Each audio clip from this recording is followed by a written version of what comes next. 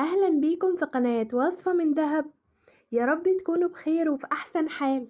النهاردة إن شاء الله مكملين وصفات حلاوة المولد النبوي الشريف صلى الله عليه وسلم، عليه أفضل الصلاة والسلام. وهنحضر مع بعض النهاردة الملبن الأحمر أو الدمية، اللي هي عروسة علبة المولد النبوي اللي كلنا بنتخانق عليها. طعمها جميل وشكلها روعة. هنحضره النهاردة بطريقة سهلة جدا ومكونات بسيطة، في وقت قليل، ونملى البيت كله فرحة واحنا بنصلي على سيدنا محمد عليه أفضل الصلاة والسلام. شايفين جماله عامل ازاي؟ شايفين السوداني وهو جواه جميل ازاي؟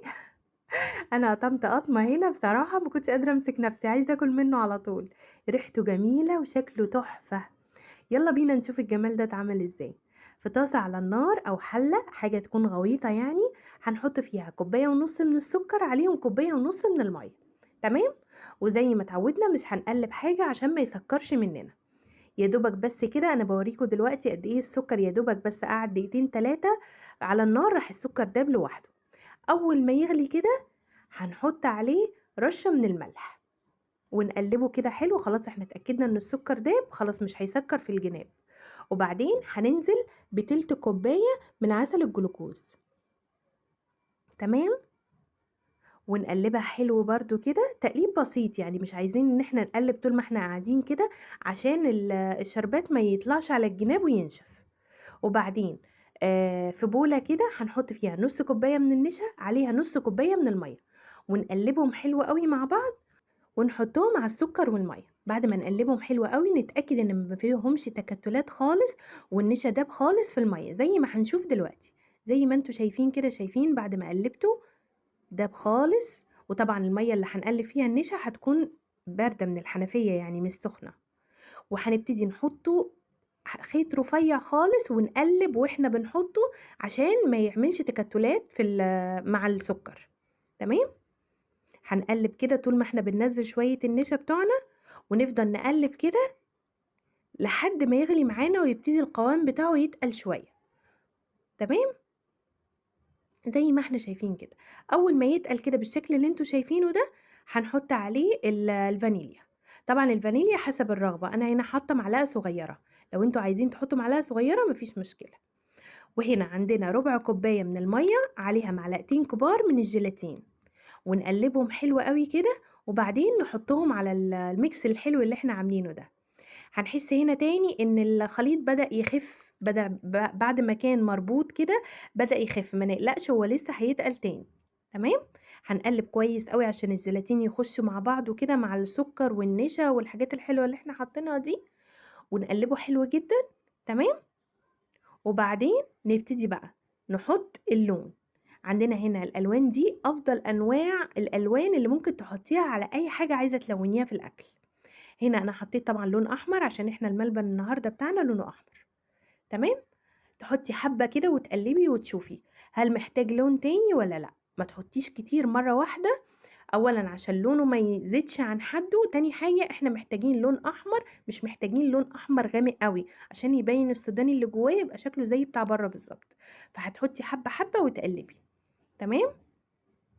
شايفين زي ما انتوا شايفين كده بالظبط. وطبعا كل ده على نار هادية، مش عايزين نعلي النار خالص. اول ما يبتدي بقى يطلع فقاقيع كده من الجناب ويبتدي ان هو يتقل نوعا ما، هنروحوا حاطين السوداني او اي مكسرات انتوا عايزينها. يعني ممكن تحطي بندق، ممكن تحطي لوز، ممكن تحطي اي مكسرات انت عايزاها.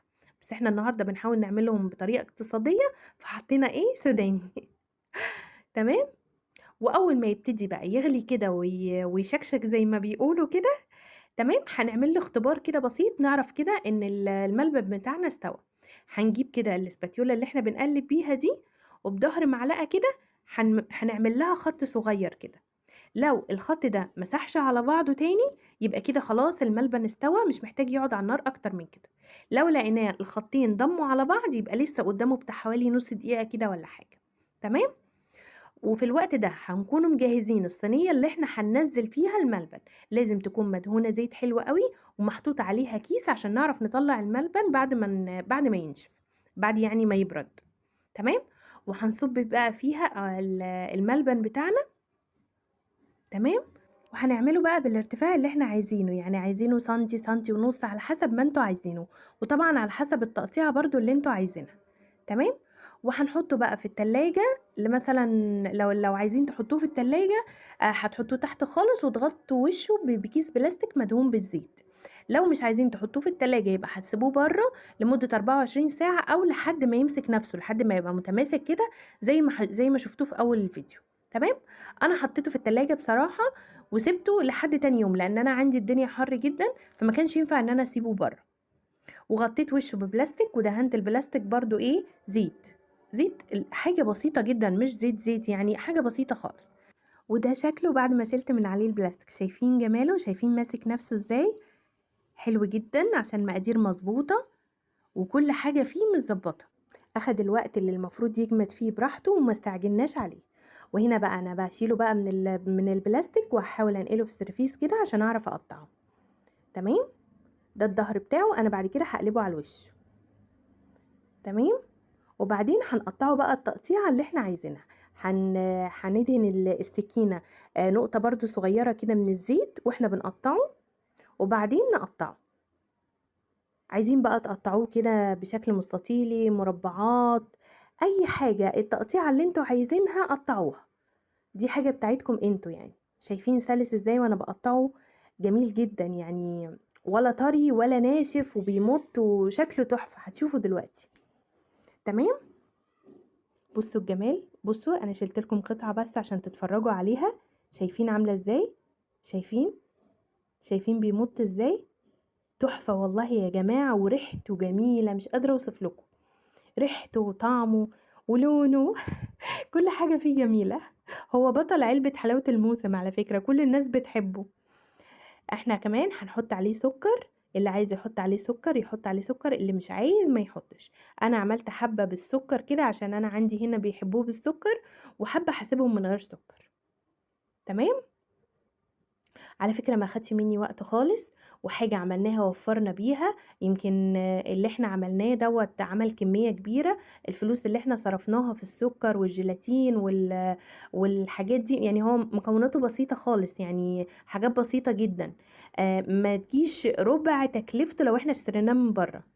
وعملنا كمية كبيرة وحاجة إحنا ضامنينها، حاطين المكونات اللي إحنا عارفين إن هي ما تأذيناش، وحاجات إحنا ضامنينها وقدّام عينينا، وفي نفس الوقت فرّحنا البيت، فرّحنا ولادنا، وعملنا حاجة نضيفة في البيت بتكلفة قليلة، إن شاء الله تجربوه ويعجبكم وتقولوا لي رأيكم، ومن فضلكم ما تنسونيش في اللايك والاشتراك في القناة والضغط على علامة الجرس عشان يوصل ليكم كل جديد.